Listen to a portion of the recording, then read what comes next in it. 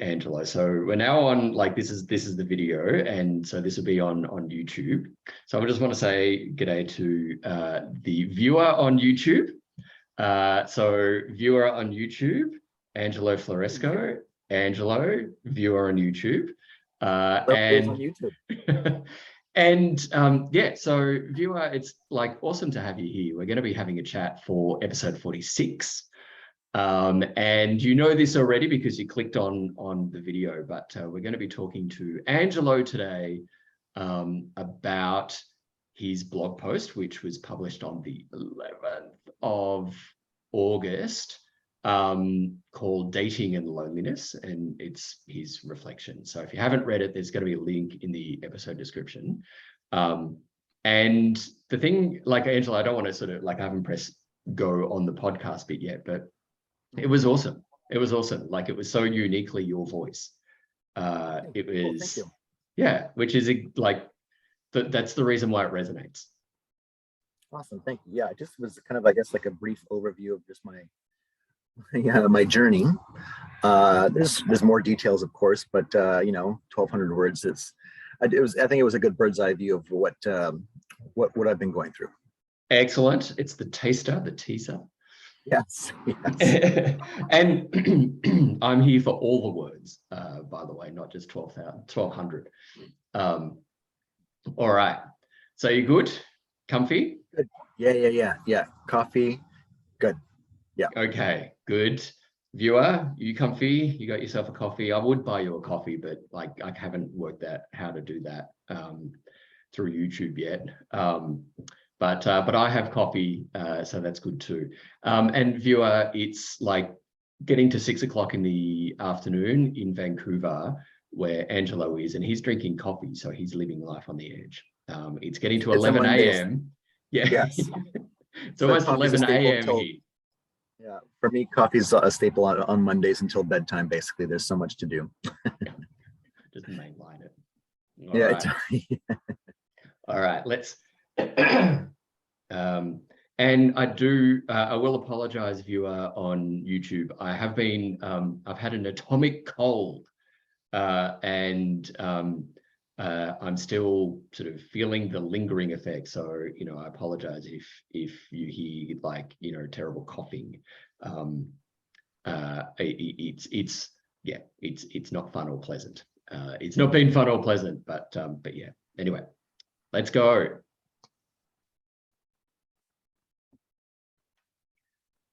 All right, Angelo, that's now doing its thing. All right. Okay. Angelo Floresco, welcome to Connection Over Coffee. How are you right now? What's going on? I'm good. It's a Monday here in Vancouver, Monday evening. I feel good. Coffee's inside the body. I'm awake, I'm alert, and I'm ready to chat. Excellent. We can do great things with awake and alert. So before we jump right on in and talk about some of the things that came up through your awesome blog post, and listener, viewer, if you've not read it, there's links in the episode description. Angelo, who are you? I ask myself that every day. Yeah, I'm a 45-year-old fella living in Vancouver, born and raised. I come from a background of some pretty strong religious parents. So my journey with my sexual identity has been, you know, a bit of a challenge back when I was younger, but thankfully, you know, I have parents who are, you know, understanding. So I do have a good family background with a little bit of bumps in the road, I guess you could say. I'm working here out of Vancouver for the transportation company here. And yeah, I just kind of wanted to open the floor and just talk about the idea of how people of my generation may have been kind of ripped off in a sense of not having a part of their teenage years being developed properly through that teenage dating that we kind of see in the movies. Yeah. this is really good. Thank you for sharing that. And you know, viewer, listener, I will share that Angelo, like I was sent something to Angelo yesterday with, you know, some of the directions, some of the issues that I wanted to talk about. And the first thing was like, you know, tell us about yourself. And Angelo's like, how do I answer that? And I said, you know, it's up to you where you take it. It's up to you where you take it. And it's funny when asked that, and I wanted to sort of share this reflection.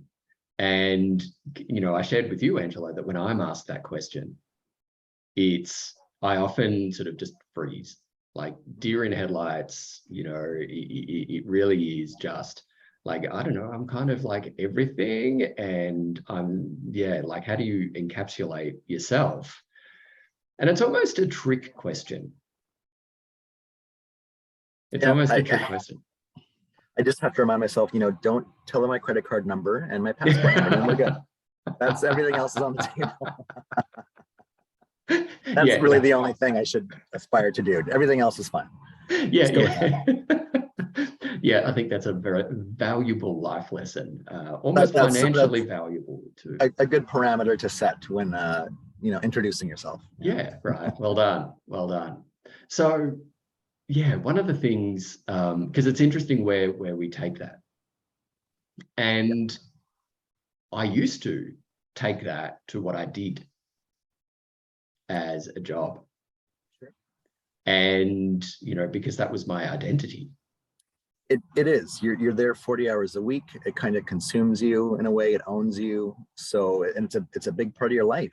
But I've noticed now that I'm in my 40s, it's not really that part that owns me. It's me that owns the stage kind of thing. So you know, quality of life is important. What I'm doing outside of work is important. Yeah. That's kind of my take. The wisdom of middle age. The more gray hairs that come out, the more I have these enlightened moments. It's the light. It's the light coming out of my follicles now. That's like, what it is. I'm incandescent then. Like if that's what gray hair is. But yeah, you and I. It's just you and I are the same age. We're the same age. You're 77, born in 77? Yeah. I'm not 77, but no, sorry, I had to rephrase that for a second. Like, whoa. Yeah, no, 45. Okay. Amazing. 45. And so I'm excited to have this kind of this conversation. Because I think you touched on a question that I wanted to ask. And first of all, before I go on, I just want to say how much I love and admire your courage and your bravery, because, and I invite you to like almost bathe in that, because one of the things that we can do, particularly when we're experiencing loneliness, is when someone pays us a compliment, we can kind of just sort of bat it away, deflect it, use humor, use like, oh, no, it was nothing. We can downplay it. We can, you know, so when we receive a compliment, that can be almost a very uncomfortable feeling. Yeah. Because I think, go. Oh, sorry. I just, part of it for me when it comes to things like this, it's just when the negative comes your way, you deflect it, you shut it down. And also for me, I found on the flip side, I shut it down when it's positive as well too. It's just a way to stop any sort of external, whether it's good or bad, to affect me. So it kind of it's not the best strategy in a way, I guess, because you do want to, you know, focus on the positive, but of course there is something good to be taken out of the negative too, as long as it's delivered in a constructive way, I guess. Yeah. But that's not always the case these days. I think that's a really like, it's an excellent point, Angelo, because I see this all the time. I see this all the time, and this is wanting to numb the negative or avoid the Yep. negative. And Brene Brown says this all the time. But when we want to avoid the negative in life, we end up avoiding the positive too. Yeah, totally. Yeah, just make it completely numb across the board, you know. Yeah. And so I want to say, well, I want to repeat what I said in you know, I love and admire your courage, because it's not easy sharing things about yourself. And add to that the topic of loneliness and how loneliness shows up. And because there's such a social stigma to loneliness, and there's a stigma to gay loneliness on top of that, that and we live in such a relentlessly positive society, where, you know, we're only allowed, it feels, to show up in the world in a happy, positive way, and we're not allowed to have problems. There have to be challenges, and people only want to see you at your best, you know, in a way. They don't want to see all the cracks and all that. That's what they're drawn to. But then also it can inspire some bad things too. Yeah, I don't know if that makes sense, but yeah, absolutely. And we don't show up in the world because we fear what might be. Yeah. And I say to that yep, some bad things might happen. Some good things might happen too. And by being us in the world and being connected to ourselves, to those most important to us and to our communities, we can actually call on our connection and the strength of our connection to get support when the bad happens. Because we tend to want to manage through the bad ourselves, you know, all quietly, tidily, all that kind of stuff. And of course, that's crap. well, whether we want to, or maybe it's just something we're used to. You know, I know for myself, it's kind of been, yeah, I've had to solve a lot of my own problems, have the conversations with myself. It's interesting. I read this somewhere recently. I wish I remember where it came from, but there was this mention that people who talk their problems out loud, like I do, like they think out loud, it's typically because they come from a childhood where they didn't really have anyone to, you know, to talk to about their problems. So they'll talk out loud, almost as if they're having a conversation with themselves to solve their own problems and figure stuff out. I'm like, wow, I do that, first of all, and yes, that does kind of tap into my experience growing up. Yeah. Which is, yeah, it's always good, and it's good, and it's always a privilege to hear that kind of mental sort of scratching out, like the mental jotting down, the sort of, it's always a privilege. Because we do that when we know that we're feeling safe and, you know, and you know, not judged. What I want to ask, Angelo, is what made you want to share your story, or this part of your story of life, in writing the blog about how dating or not dating when a teenager is showing up now in your mid-40s? Yeah, it's something that's kind of always been in the back of my mind. It's been like this kind of, you know, what if I had that opportunity? And I think the catalyst recently, where it really went from the back of my mind to the front, was this show that I saw on Netflix called Heartstopper. And for those of you who haven't seen it, mind you, I haven't finished the whole series yet myself, but it's this really cute high school teenage romance story about two young boys finding love. One guy is openly out, and one is not, and I guess he's on his path of discovery. And again, I haven't seen how it concludes, but it's watching that just kind of made me realize, wow, I never had this opportunity to experience this, and how cool would that have been to, I'm so glad that stuff like this is on TV. This is great. This is huge. And even if I didn't have a chance to experience this growing up, even to just be able to see something like this on TV in my teenage years would have been amazing, just to have that idea of representation. And, seeing something on TV like that can be pretty powerful and really start some discussions and self-reflection. So I am so glad that we're getting to a point where this is, it's not a taboo subject. It's not bad to think about this or talk about this or display this. But on the flip side, I do, I do feel for myself a little bit kind of ripped off. I do wish that I had a chance to experience that, because I think it would have helped me with my development in just kind of experimenting and going through the whole dating process, because I feel like I'm just terrible at it. I haven't had a long-term relationship.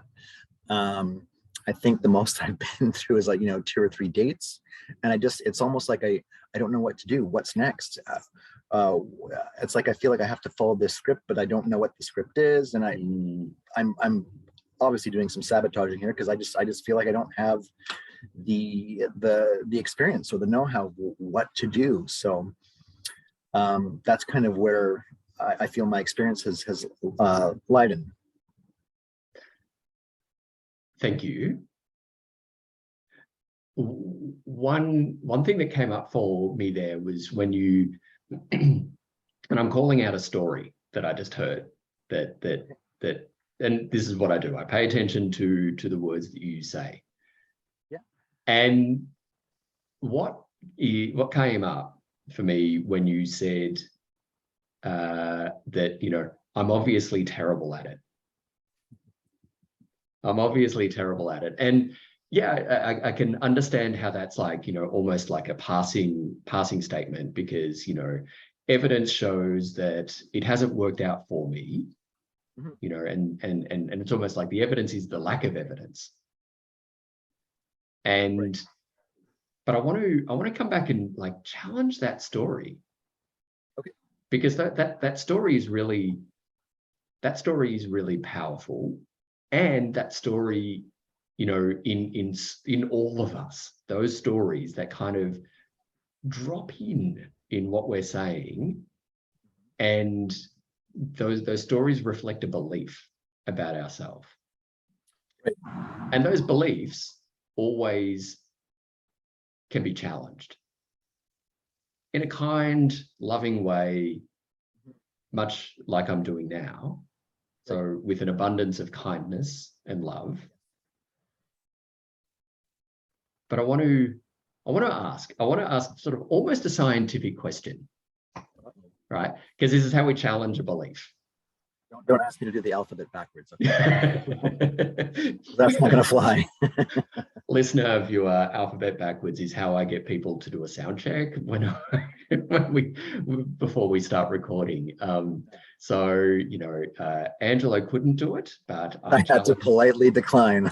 I challenged him to do it next time he's had a few drinks, and I guarantee he'll probably be able to do it. Should have spiked the coffee. I should have spiked the coffee. There's time for that. Yeah. The story there, what evidence is there that you're bad at it? Is this evidence that you've received from men you've dated, or is this evidence perhaps that you've made up? I mean, it's a conclusion I've come to, but when I look back and I haven't had a long-term relationship. Oh, I must be bad. This is something I'm bad at. Pack it up, kiddo. You're no good. And I mean, mind you, I don't know how you know, if I can fully attribute everything to me, maybe it was I was going to the wrong person. Sure, because I did kind of allude to this in my blog. You know, I'm not this alpha male jock dude that you know. I'm not. I'm this, you know, nerd that plays video games. I'm obsessed with, you know, female superheroes, you know, She-Ra, Jem, Sailor Moon, all these cartoon characters that I grew up with. I'm obsessed with Madonna. I used to do drag back in the day, and that's, you know, all these strong displays of femininity can be a huge turnoff. And I've had guys who've, you know, this one fellow I was briefly seeing. He wrote a list of all these things that he liked about me, and then he had a list of things he didn't like about me, and the only thing that he had on the do not like list was the fact that I did drag. And then after he told me this, he just completely stopped talking to me. So it's, you know, there's these elements of myself that I'm fully broadcasting. I'm not being shy about it, but it seems like the people I've chosen to, you know, try and develop something with, they're like, yeah, I can't do this, dude. Sorry, we're done. So it's like you may like elements of me, but a thing that makes up a big part of me, you don't like. So, you know, you want me to cut this out, or you want me to, you know, get rid of it? It's so when I see this constantly happening, you kind of start to question yourself. Well, am I worthy of this? Am I, you know? I mean, now I'm at a point where it's like, you know what, you got both middle fingers. You know, it's all or nothing, right? I'm not going to go through this torture of having to, you know, amputate parts of me that, you know, that I enjoy displaying and broadcasting to appease, you know, whatever weird fantasy you might need to fulfill. I can't. So, that's been my experience. It's a recurring thing, it seems like. So.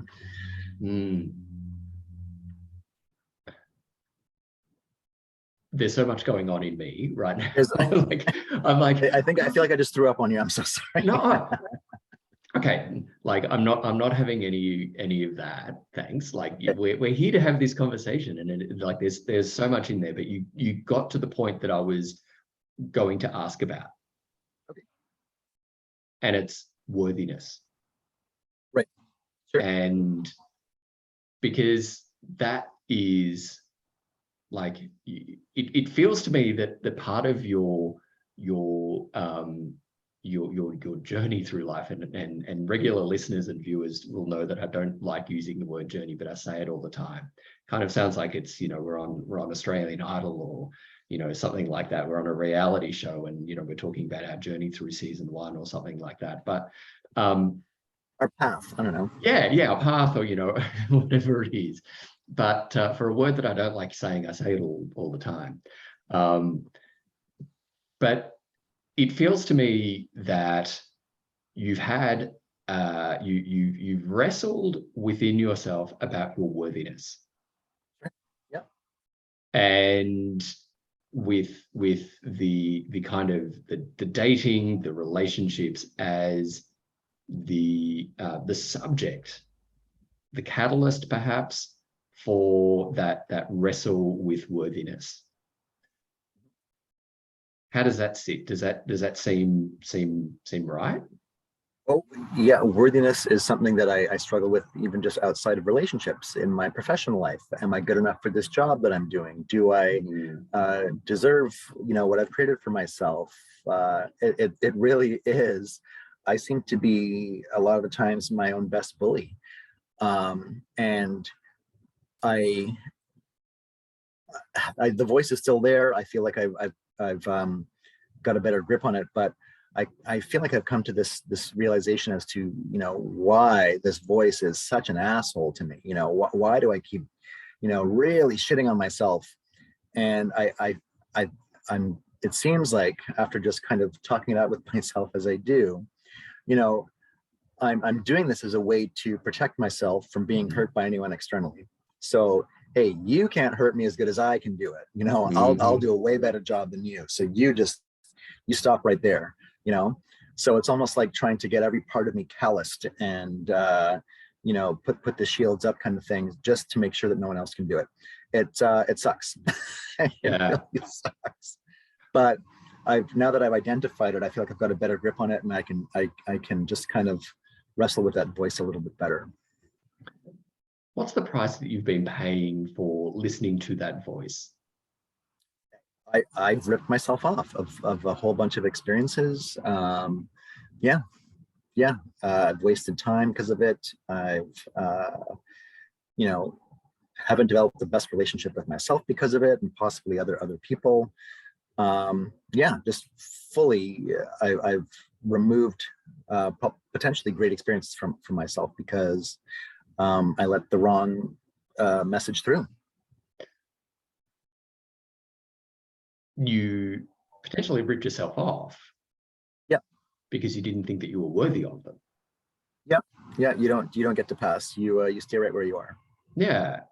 And even when something, you know, something good is happening in your life, yeah. You said a few moments ago about, you know, sabotaging. And often when we have such a low sense of our own self-worth,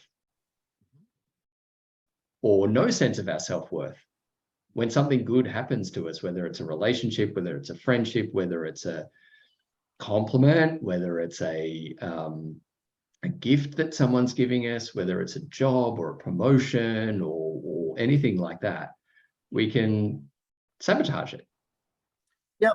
I don't deserve this, or how long is this going to last, or I'm going to screw this up good. You know, stuff like that. The voice is always there, and it's just, you know, again, I've gotten better with it, but yeah, it's a bit annoying for the voice to still be there. It's like, yeah. Pardon, I probably shouldn't be saying those words, but oh God, I've never sworn before ever on this podcast. I don't know what they say about Canadians being polite, because I swear every chance I get. Well, you swear politely. I do. It's not at people. It's just kind of, you know, yeah, you know, like Eddie Murphy, you know, how he swears all the time, and you know, yeah, kind of like that. Yeah. So yeah, I think one of the things there is really clear. And when we have that voice in our heads, and I have a terrible voice in my head, I will share that the voice almost directed me through my entire life and stopped me from showing up, stopped me from being me. You said amputate, the word amputate yourself, or parts of yourself, and that's really apt. That's a great word. I say edit, but I like amputate.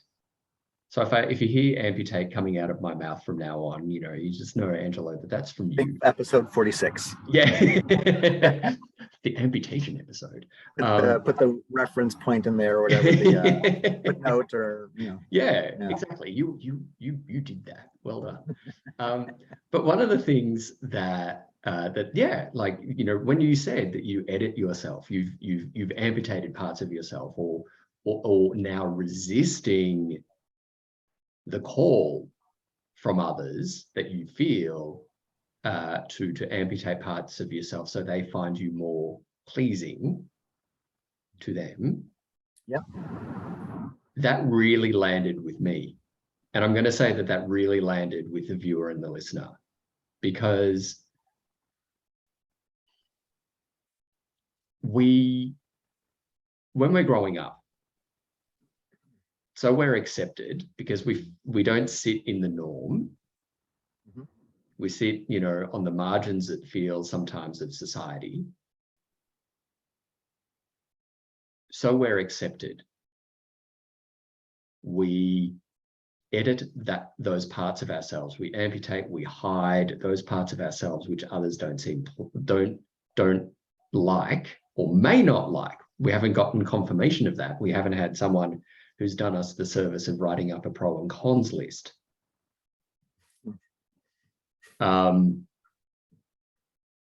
And so we kind of deny parts of ourselves that we don't like, so we and others mightn't like, and that stops us showing up in the world. Mhm. And the price that we pay for that, it's pretty much a one-way ticket to loneliness. Yeah. Sure as eggs, London to a brick, all of the things that say, yes, this is almost 100% guaranteed. When you edit yourself, you lose yourself. And when you lose yourself, you become lonely. And with this, Angelo, I have to say that when it comes to worthiness and your struggle with worthiness, where you say you are now, where you're essentially like going, fuck you, I'm not going to edit parts of myself anymore. I'm going to celebrate me. Yep. If not celebrate, I'm going to allow me to be. The light, the dark, the things that you celebrate about yourself, the things that you don't like about yourself and you don't really want the world to know about. It's all you. You need to own that. And that helps you show up in the world as you. And I'm going to say, Angelo, showing up in the world as you, listener, viewer, showing up in the world as you is so much more attractive and engaging and like than editing yourself and presenting yourself in a way in a world that you think other people might think that you want them to think. And it's confusing, but we do it all the time. When we say it aloud, it's confusing. It's a hard thing to keep up. You know, just think of all the energy that you have to put into just like, who do I have to be again? Come on, like it's, yeah. You have to remember your lines. Yeah, and no, I can't. I think a part that really helped me get through, because I did mention I in the blog post, just in my 30s, I really struggled with the idea of being single. And I had this kind of idea that, oh, you know what, I'm in my 30s and I haven't had a relationship yet. Something must be wrong with me. I gotta be this massive piece of shit that no one will ever want. And I just kind of had to have a revelation. I think I used to think of a relationship as being, you know, something is missing and this person is going to be that missing piece. You complete me. Yeah, no, that is really, I've realized this now, it's super dangerous. Yeah. Really, it's a thin ice type of argument or thought process. Now I'm more along the lines of, you know what, I'll work on me by myself. I'll do my own stuff. And if you want to come in, you're the cherry on top or something. You're not the main course or the full dessert or whatever. You will add to my life. You will not complete it. You know, I will learn things about you and maybe see a different side of things. Awesome. And you know what? You're going to learn about me too. And you're going to learn some things that maybe you wouldn't be normally exposed to. And if you're not open to that, then a nice Canadian fuck off. Yeah. Politely. So that's what, very politely, you know, handshake followed by a smack in the face and off you go. But it was that. But it was that, because I had a very kind of unhealthy thought process towards what a relationship is and what it's going to do for me. And I really had to just kind of struggle my way through that thought process to kind of redefine what that needs to look like. And if I am single forever, then I'm single forever. I'm not less of a person because of that. If anything, it just kind of shows that, you know what, I've stuck to my roots of who I am, and I didn't have to you know, leave this life with anything missing about who I am. You know, I didn't have to amputate excessively to gain some very shallow approval, right? And it's shallow approval, but it's also approval whose, like, the definition of what meets approval is constantly changing and evolving. Right. And we kind of land, we edit ourselves, we amputate parts of ourselves and mold ourselves to fit into a box. And we fit into it, and then the box moves. Yeah. So someone somewhere decides that, you know, the male aesthetic, the ideal male aesthetic is this. Yep. The ideal career is this. The ideal car to drive, the place to live, the furniture to own. And we kind of land on it, and we're, you know, we've made it for about 5 minutes, and then it changes. Mm-hmm. And this really resonates with me, Angelo, I have to say. You know, we're, you know, the same age, and you know, for me, over the last sort of 5-6 years, it's like, no, okay, I'm done with that. And if that makes me sound like a tired old man, then it makes me sound like a tired old man who's brought me to this point right now where I'm showing up in the world in this way.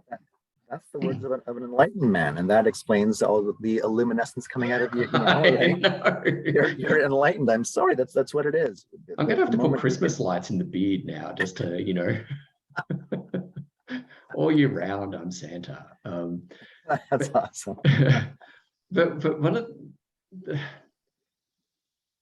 listener, viewer, I mean, perhaps this resonates with you, and perhaps this, you know, you're not quite at that point in your life yet.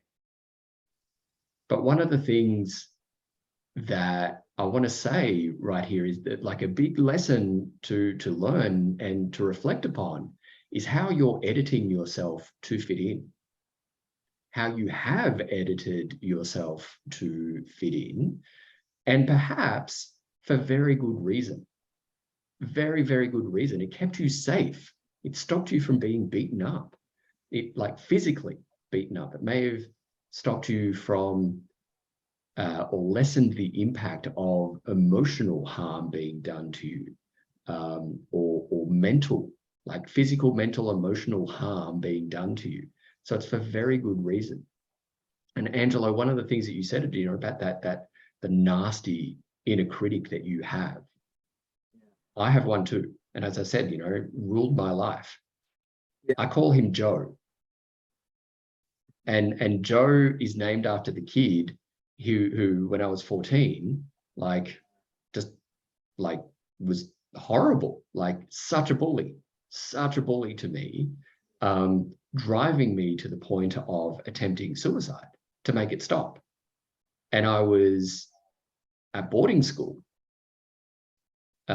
So, you know, a Catholic boys boarding school. And I went to a Catholic school too, all boys Catholic school.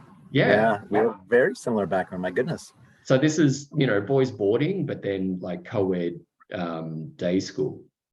Oh, and I see. Okay. Yeah. So thankfully there were you know, moderating voices around of women, but that I didn't have. No, and that's kind of, you know, I kind of wish I had that too growing up, just to have that counterbalance, you know. Yeah, but when you bullied at boarding school, like, from the time you wake up to the time that you go to sleep, and indeed even when you're asleep, like, you're a target. Yeah, there's no escape. No, there was no escape. And so that was, you know, seemed at the time to my 14-year-old mind a logical escape. Which, you know, very thankful that I didn't do it. Yeah. However, like, taking the power back, because I recognized that the way that my inner critic spoke to me,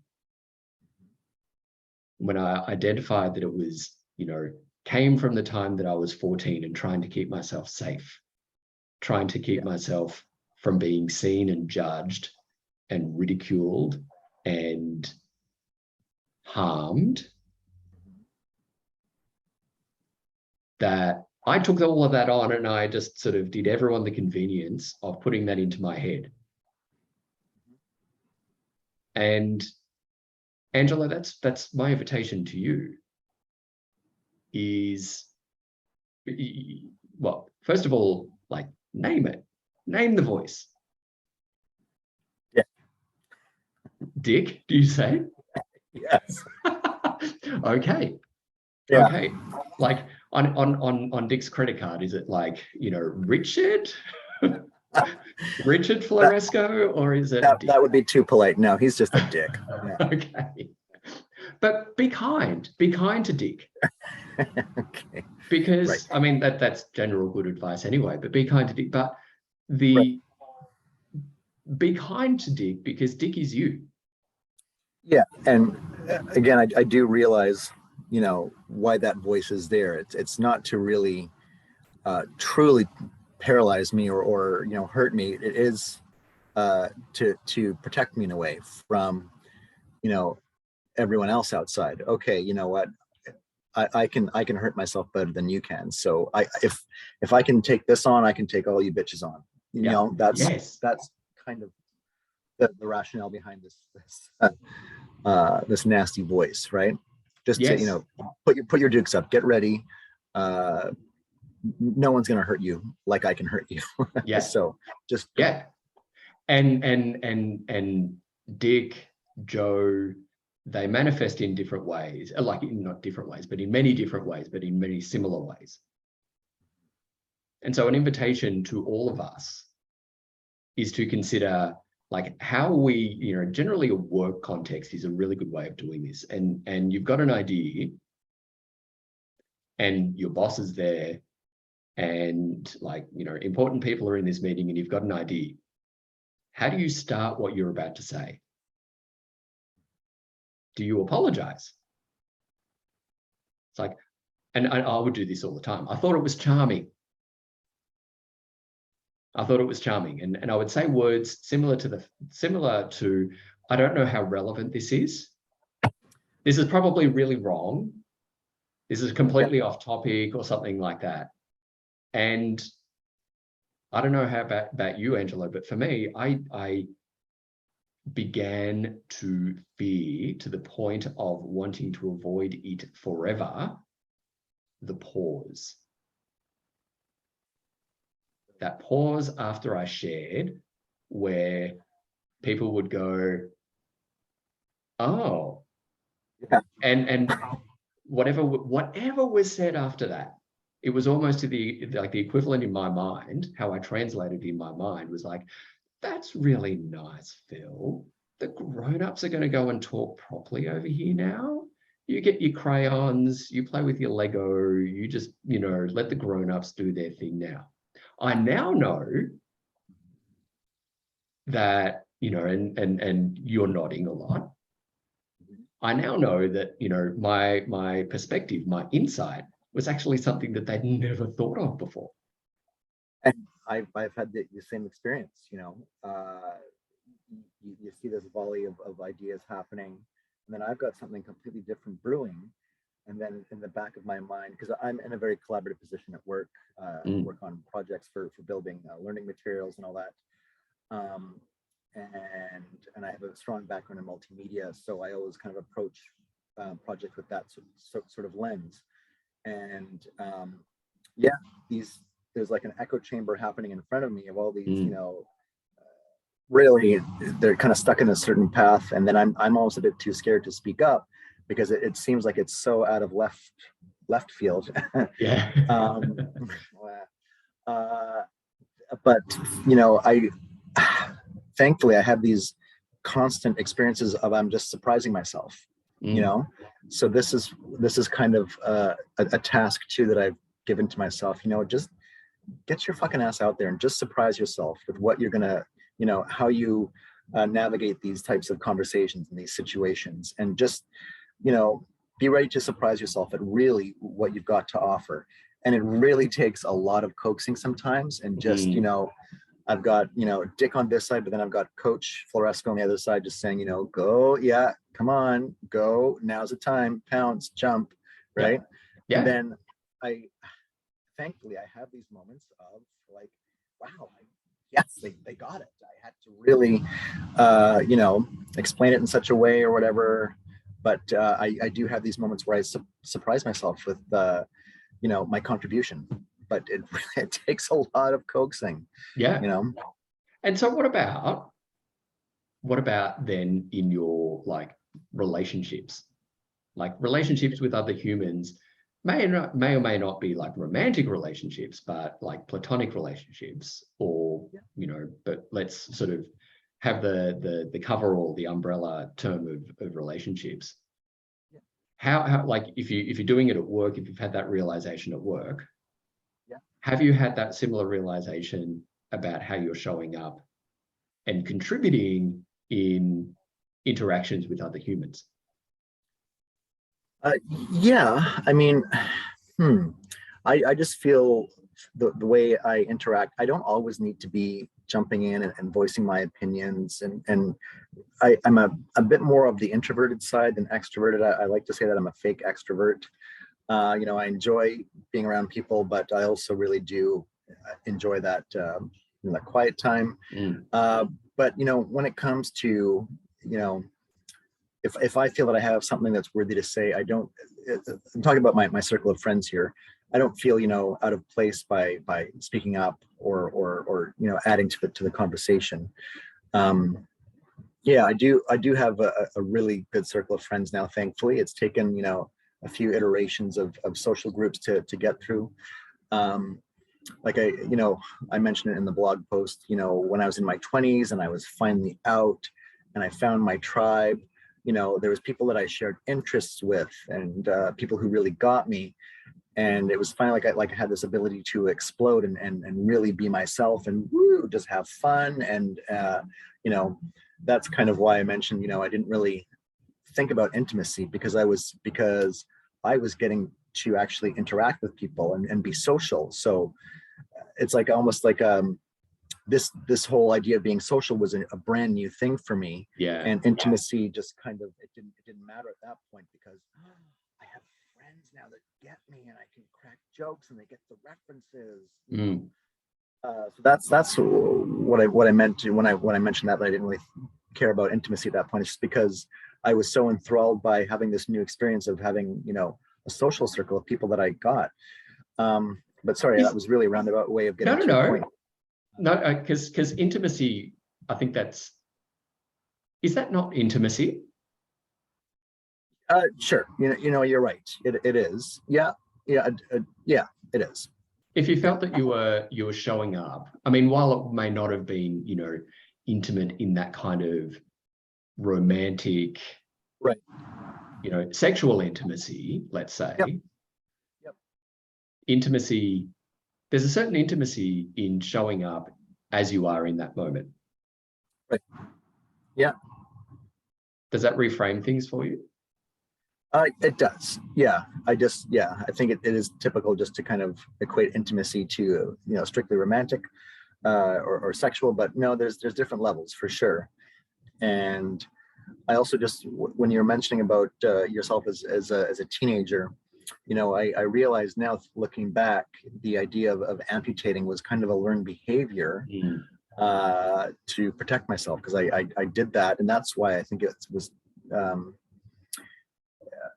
it's tough to revisit that, those situations in a way, because, I think back to that young kid who I used to, I made the mistake of bringing dolls to school to play with. And oh man, I got it good, right? And I was in the same school from grade 1 to grade 12, and so this reputation chased me all the way into my high school years. Oh, that's the homo that played with dolls, that kind of stuff, right? Yeah. So I had to amputate these parts of me, these interests, these likes, in order to just fly under the radar and make sure no one no one talked to me, I guess. No one noticed me because I didn't want to be known as that guy. Which kept you safe. Yeah. Totally. But yeah, like you don't have to do that anymore. Yeah. No, I know. Yeah, for sure. But it was definitely a long learning process. Yeah. One of the things that links all of this as well, in that, you know, the editing, the, you know, the price that we pay for editing. One of the clues that we get is enough. The concept of enough, the concept of enoughness. And this is a tricky concept. But in your blog, Angelo, you mentioned about, you know, I think it was during your 30s. Was it either 20s or 30s? Yeah. And you know, were getting feedback that you weren't masculine enough. And I think it was linked to that, you know, the guy who, you know, gave you his the benefit of his pros and cons list. And so charming. Yeah. And I feel this is a concept that is worthy of exploration every time it comes up. And if I can give you, Angelo, and the viewer and the listener a tip. Whenever we hear the word said within us, or we say it aloud, and indeed around us, you know, it's not something, I'm not something enough, I'm not fit enough, I'm not skinny enough, I'm not big enough, I'm, you know, my cock is not big enough, my bank account is not big enough, my car, my apartment, I'm not enough.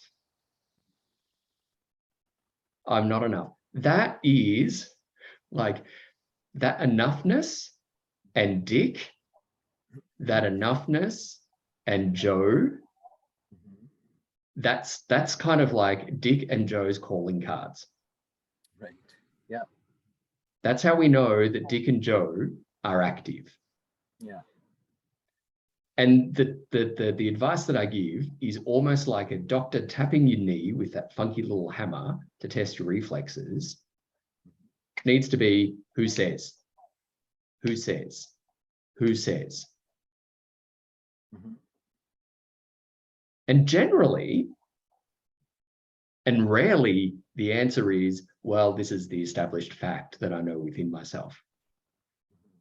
This is a story generated by you or given to you by someone else, but generally a story that you've generated at a time when you were trying to make sense of someone else's words and actions.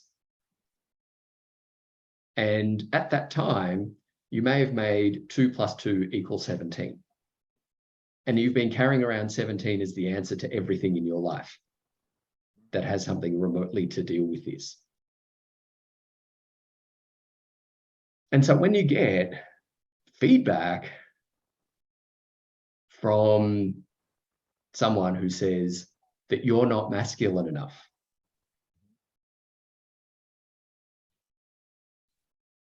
according to whom? Who says? Because I get this all the time in feedback on the Loneliness Guy on socials. Something about enough. And the smart ass in me, generally I don't engage, but the smart ass in me know this. The smart ass in me just sort of goes, oh my God, thank God. Someone from the gay or the queer office of the United Nations has reminded me of the internationally sanctioned, internationally agreed rule on all things gay, queer, rainbow spectrum. Thank you. Thank you. Evidently, I was on the wrong side of international law. You know, the great treaty of, I don't know, like something. Yeah. Like the smart ass in me is like, oh, thank you. Thank you, faceless man on the internet who's like scared and angry and has been triggered by something. Thank you for telling me exactly how wrong I am and, you know, how right you are. I shall be coming to you for everything now, for anything to do with me and my work. Thank you so much. Now that must be an exhausting role. Yeah. Yeah, Yes. because we only need one flavor of gay, right? It's like, come on. Yeah. No, Yeah. we're homosexual, we're not homogenized, right? Exactly. So, so my question to you is, where is that concept of masculine enough coming from? Not for me. Yeah. It's an external, it, it's from everywhere, it's yeah. I mean, I do think the idea of femininity, well, I can't get that word out, is a bit more embraced these days as to opposed to when I was first out. And there's just a shift in perspective with people. The trans movement has become very prominent. We're really branching out here. There's a lot more exposure, which is great. And the shows on TV that we see, everything is really kind of giving us more context and connection and reference points. So we don't have this this side and that side. We have this full 360 viewing point now. It seems like. So I think there is a shift happening, but there is also some people stuck in the dark ages too, right? Yeah, the shift is good. Yeah. Diversity is a great thing.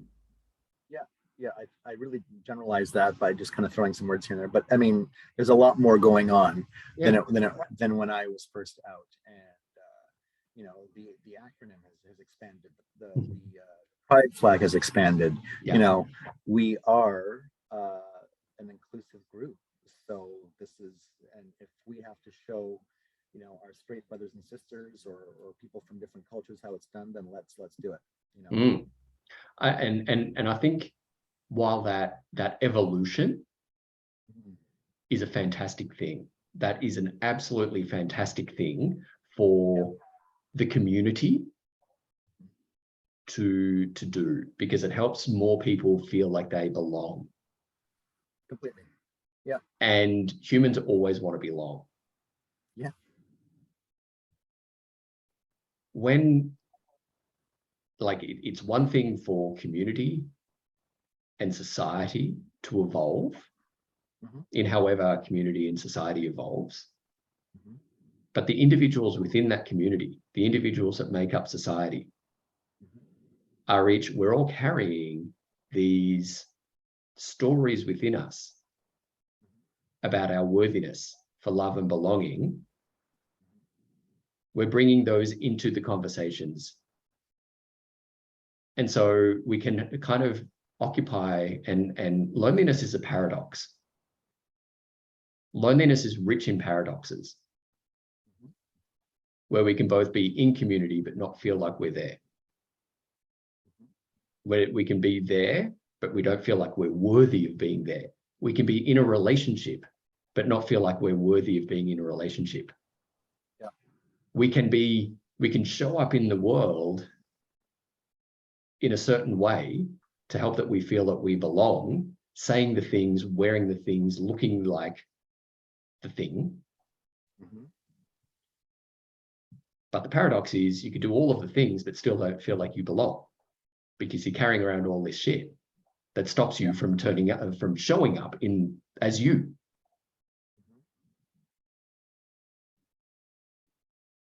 How's that landing with you?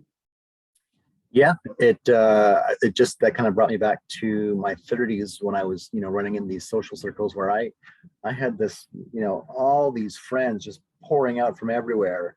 But it just, they were just party friends, they were the good time people. When I really thought about it, I was like, I don't know any of you. You're just there to, down a shot with me and have a good laugh, and that's kind of it. So whatever I felt like I had in numbers, as far as all these people in my social circle, did I really have any connection? I really didn't. And that's kind of when I made the realization that I don't think this social circle is for me, it was quite empty. That's a tough realization, isn't it? Yeah. That's a Yes. Yeah. that's a very lonely time. Yeah. And just seeing the loyalty that they would employ with their other friends and the way they would treat each other, it was quite venomous, really, and quite sad to see. And then that was the moment where I'm like, well, I don't think this is not something I need. And I am a fun person. I can have fun with anyone. I don't need to have fun with you people. And it was just time to take a quick exit out the back. Yeah. That's almost like your worthiness strikes back. Yeah, for sure. Yeah. Yeah. That was when the coach was on my side and said, okay, let's get out of here. You're done. You're worthy of more. Yeah. Yeah. And that's actually, I don't want to like gloss over that. That's an uncomfortable but really necessary awareness. But I will say the motivation that pulled me out wasn't necessarily I deserve better. It was more, ooh, I don't like what they're doing to each other. Like it wasn't a me thing. It was what they were doing to each other. Like I didn't like how they were manipulating and hurting each other. It wasn't necessarily that they did something to me or I need to move out of this because they were doing something to me. Does that make sense? Yeah, absolutely. So I didn't necessarily do it for me. I did it because I wasn't in approval of how their values didn't line up with mine. There we go. Did you fear that you were next? I could have been, something was going on behind the scenes, who knows, right? But yeah, there was kind of that idea too, like, oh, when does the wheels stop on me, right? Yeah. So yeah, sure, for sure. I think what's coming up for me is that's still your worthiness. that's if you go, let's go with the coach thing. Like that's the coach blowing the whistle going, all right, Angelo, this is not for you. These are not your people. You're worthy of more. Right. And it might be that you were scared, justifiably scared, that was that the attention was going to turn on you. Because, generally speaking, if people are speaking about other people behind their backs, they're speaking about you behind your back too. Very good chance. Yeah. So, and this is where gossip and drama is such fake connection. It feels like it really, gossip and fake feels like connection until you're the subject of gossip. Yeah, it's baseless. Yeah. Yep. It's connection made of sand. Right. And it feels good. Feels good to be part of the crowd and know the secret and to, indulge in the salacious details of you're on the inside. You're part of that VIP, Yep. And this is like really common and identifying that the friends that you had at a certain point were essentially the good time friends. Strictly good time friends. Yeah. And I've written and I've got content on this based on lessons that I learned about friendship. And at this point, if you're not familiar with it, I'll say it very quickly. A friend, we're very quick. We're very quick to call people friends. Yeah. And I don't know if this is a social media thing, if this is like, I've got 700,000 friends on Facebook or Instagram or whatever. They're not your friends. They're just people who know your name. Yeah. There's a big difference. People who are watching you. Yeah, right. And so what we do is like, oh no, they're my best friend and stuff like that. Right. The test is it's 3 a.m. and you're having a crisis, whatever it is. Who do you call? Who do you call? Yeah. Then it's 3 a.m. They're having a crisis. Who's on that list calling you? Mm-hmm. Who's on both those lists? Yeah. That's the test of friendship. Who's on both those lists? And for some of us, if we've got like, 17,000 followers or something, friends on Instagram or Facebook or TikTok or whatever it is, surely there's not 17,000 people who are going to be there at 3 a.m. for you. Yeah. It's probably 3. And if there's any more than 5, probably being a bit liberal. Right.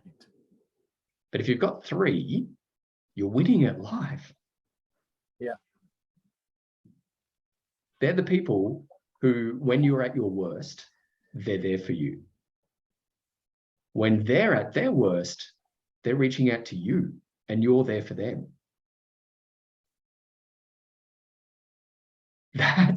That's connection. Someone who goes, you know what, it's 8 o'clock on a Friday night.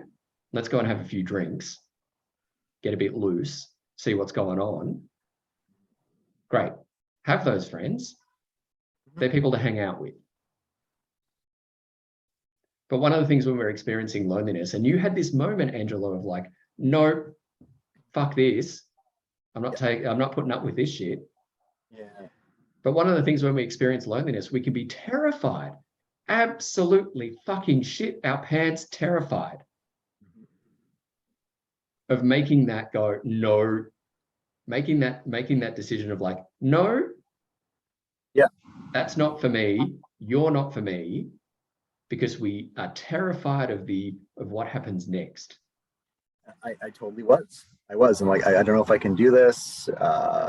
What's my life going to look like now with this incredibly shrunken social circle? I ended up being okay. It was fine. It was it was an adjustment for sure, but it wasn't like it wasn't a hard amputation. It wasn't a painful amputation by any means. Because the limb was already dead. Yeah, that was a wart, not a limb.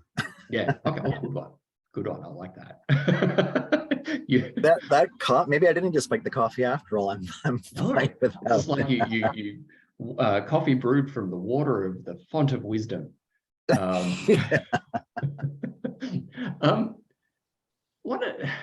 There's so much in this conversation that I feel like, again, like I admire, like I love and admire the courage and the bravery that you have in being you. It takes a lot, Angelo, to sit and reflect in the way that you have. And then it takes a lot to sit and reflect and then share it. And here at the Loneliness Guy, I'm all about making sure that we're destigmatizing loneliness. We're destigmatizing gay loneliness. If we're going to destigmatize it, we need to actually talk about it. Yeah, absolutely. And this is why it was such an easy decision. So I'm very thankful you offer this platform, because it needs to be established. So yeah. Thank you. I received that. Thank you. One thing that I think, again, the concept of alignment comes up, and how aligned to your values are your words, thoughts, and actions, do you feel right now? How aligned to my value? I think they work pretty well together now. It's been a bit of a journey or path. Don't say the J word. Yeah. Oh, phew. Okay. I've censored myself. Don't do that. Yeah, a lot better than I was, 10 years ago. Yeah, and it has been a lot of it's taken a lot of reflection, having these strong conversations with myself. Yeah, to really make sure that I'm representing myself the way I want to, and also ensuring that the people around me are aligned with, you know, who I want to be and what I want out of my relationships. So yeah, I feel like I'm on the right path. Well done, because I'm pretty sure I asked, how does that feel? And you responded, oh, well, I think that. And one of the things that we often do is, rather than feel, like, we feel emotions and we think thoughts, but we often respond to emotions by thinking. Okay, yes. And so I'm generally always paying attention to, like, you know, I deliberately ask questions like, how does that feel? It's like, oh, I think that. No, like, get out of your kind head. of a trick question, but No, I tricked myself, really. Yeah, No.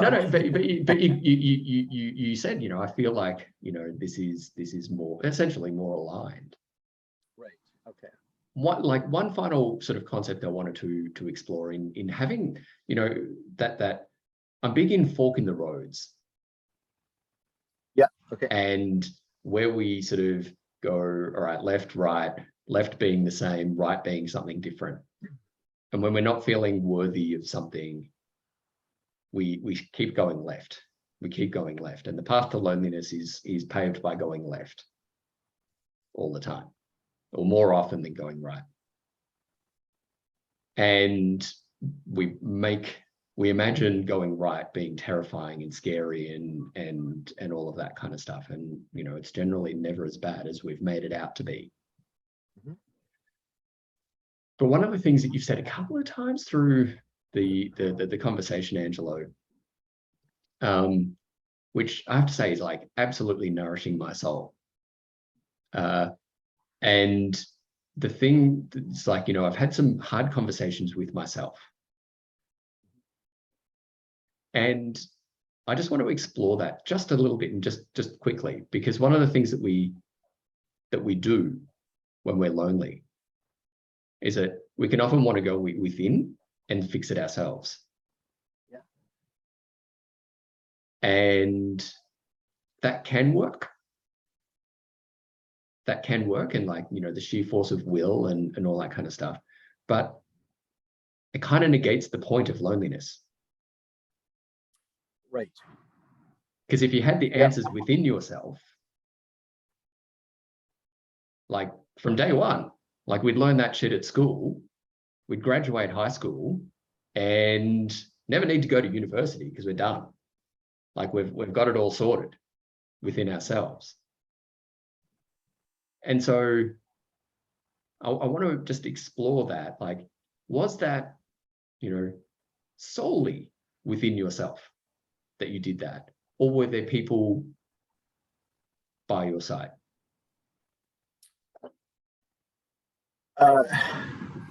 Sure, there's definitely people by my side.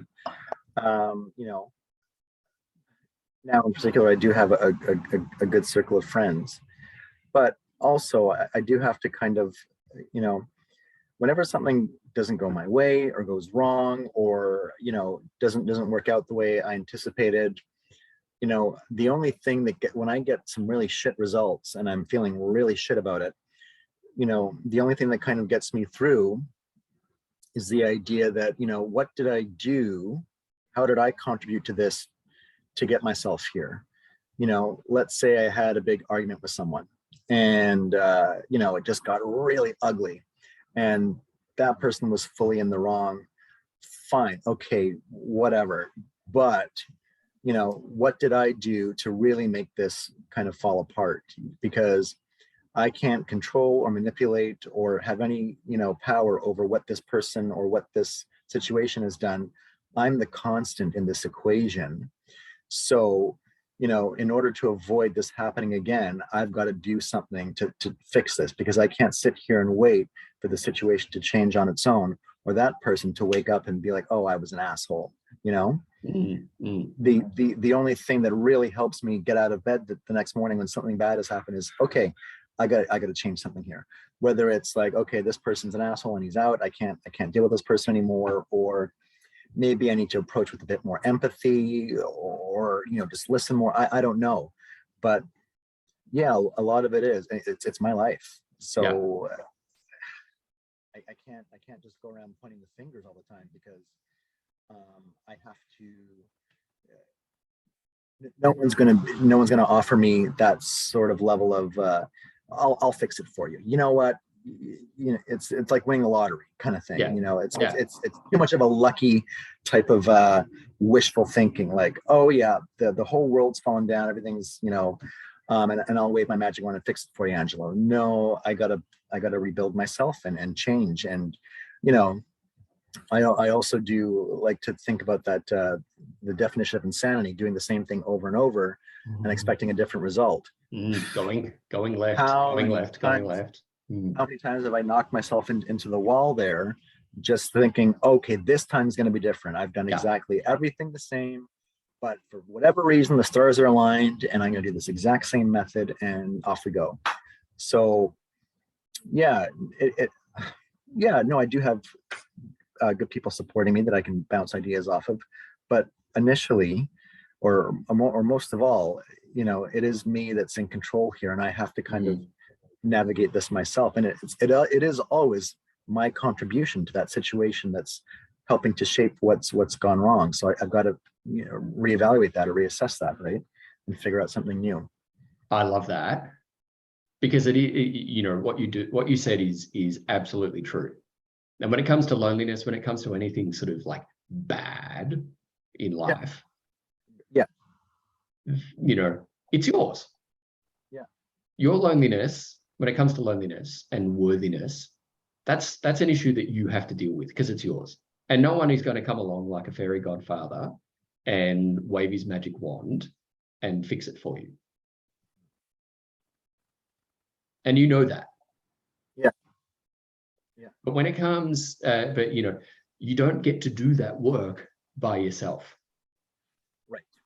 It's your work Yeah. to do, but you Yeah. get to have, as you've acknowledged, a great group of people around you to help you and support you, And to I think hold you to account. Yeah, that's maybe a place where I need to develop myself more, because I really do try and solve it on my own. And I probably need to be like, okay, this is all mine. Only I can fix this, and no one else has the insight. And so you bring up a good point, because yeah, I do. It's the idea of not wanting to burden people, and it's also the idea of, you know. Oh, he said that. Oh boy. Now I'm in trouble. Yeah.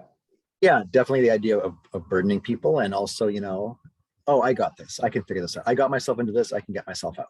Yeah. So that would be the stubborn Taurus in me that's acting out. That's Dick. That's Dick wanting to keep you safe. Right. Yeah. I argue that that's Dick wanting to keep you safe. And there is magic, absolute connective magic, when you allow other people in.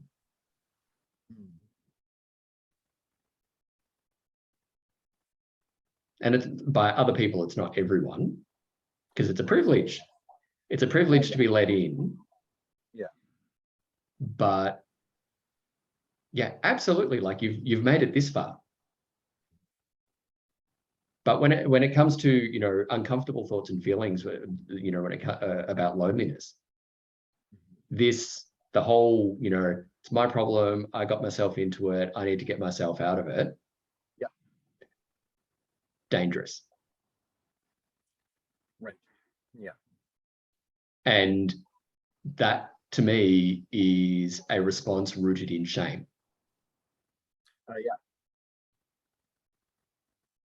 And you know, it is always a pleasure, not a pleasure, an honor and a privilege to hear someone's struggle with shame. And often it's such like connective gold that we can often like want to hack it. But when it's genuine and real, you know, and we can often want to hack it, and, you know, probably all have seen on social media, someone who's like, I'm really sad. I don't know what I'm going to be doing. This happened, but that's okay. I'll fix it myself and stuff. It's like, oh, that is actually like you're letting everybody in, and that's a response to shame as well. Right. And there's a balance. There's a balance there. But my invitation to you, Angelo, is when next, not if, but when next, to reach out to someone who has earned the right to hear, or who you know will respond with empathy and encourage you to be curious and be curious with you together. Because yeah, you have to do the work. It's you and your circumstances and your unique mix of thoughts, feelings, and emotions, and words, thoughts, and actions. Yeah. It's for you to do, but you don't do it alone. Mm-hmm. And we can often want to do everything as a fully self-contained island, mm-hmm. because if we don't do it, we're not disappointing anyone but ourselves. Yeah, fully. Yeah. It's my little secret. Yeah.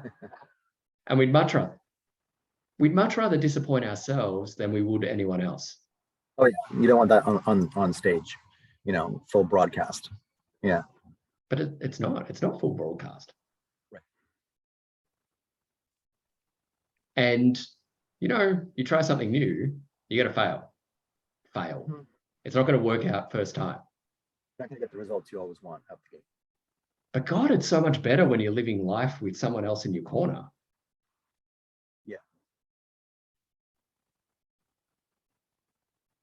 Someone who goes, shit, Angelo, that was pretty terrible. I love how you ran straight into that wall. That was amazing. Again. Yeah. How about with that energy, we point a little bit in that direction and then we go, oh, you hit a wall again. That's okay. And you do that for them and they do that for you. And, it doesn't have to be in a relationship to do that. But someone who, a friend, family member, coach, a connection mentor perhaps, who can help you go, I love the energy, love how committed you are to doing it. There is absolutely no guarantee that you're not going to whack into a wall again, but you're doing it as you. And that seems to be the best thing in life, to be you. But I want to challenge that whole, I'm just going to keep myself nice and safe and tidy. That's dick.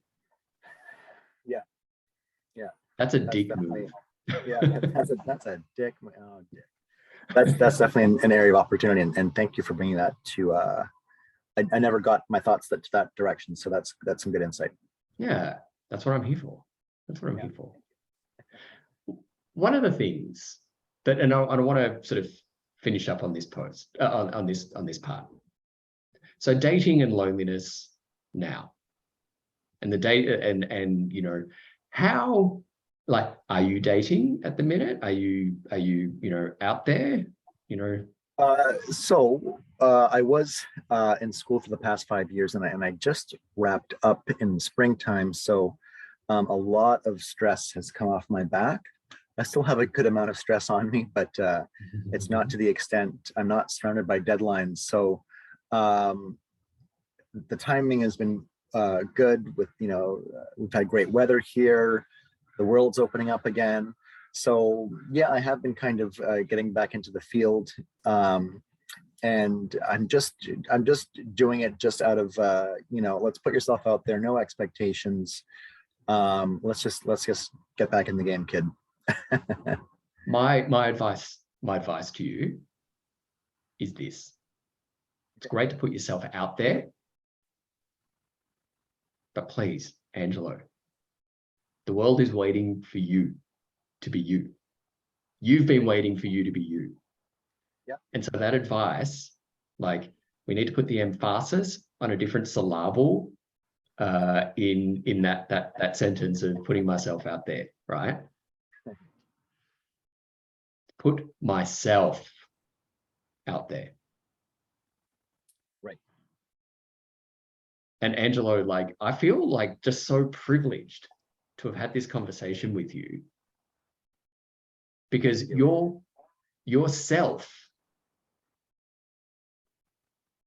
is a beautiful, rich human who is having, like, who is absolutely committed to having a human experience. And putting yourself out there is what the world needs. Thank you. He Who Likes Nice She-Ra, Madonna, and what was it, Pat Benatar, like other music that you Pat Benatar, yeah. shared with me. I do have a bit of a litmus test now. It's more of an age thing. If they can't name 3 Madonna songs, I gotta say bye. It might not work out. It's more of an age thing than anything. Yeah, I think I think that's good. No, you might want to just have a questionnaire on potential. Yes. Look, this is just going to cut, like, this is if you can't do this, like, all the best. Yeah. We might not connect, right? Yeah. This could be more of a tutorial than a date. Actually. Yeah. When you bring a whiteboard to the to the date, that's the world right here is exhibit A. Yeah. He's and with diagrams and stuff. It's like, own it. That's all I was going to say. But Angelo, I can't wait to see how you're putting yourself out there, because you being you, listener, viewer, you being you, and me being me is what the world needs. Yeah, there's definitely. I fully believe that if you believe in sin, which I really don't, but I mean, if you're going to commit a sin, the biggest sin to commit is to not share yourself with the world. Yeah, that's the only thing, I think. So this is something that kind of I remind myself to, like, just get out there, dude. Just get out there. Yep. Be you. Every day won't look the same, and that's fine. Yeah. Angelo, thank you so much. I'll just sort of wrap this up. How are you feeling now? Good. I could go on. This is you're a great facilitator, so it's just great to this is our first conversation, right? So it's always a bit unnerving at first, and so thank you. I feel a lot more at ease. This has been great and really good. Some good talking points here, and some good. You've given me some reflection that I never would have probably gotten to on my own. So thank you. You're very welcome. And I mean this each and every time. It is a privilege and an honor. It's a privilege and an honor, and like it's. I find it inspiring. You being you helps me to be me. Cool, thank you. It's insane. This is, if anything, this is kind of it raises it strengthens your point that you should not be afraid to tackle all these issues on your own, because again, you've offered me some insight that I wouldn't have thought. I feel like I'm pretty honest with myself. However, I don't think I would have gotten to these points by myself. So this has been really cool, actually. Yeah, thank you. I'm here for you, Angelo. I'm here for you. Just like there's people in my corner who are there for me. So yeah, thank you. Thank you.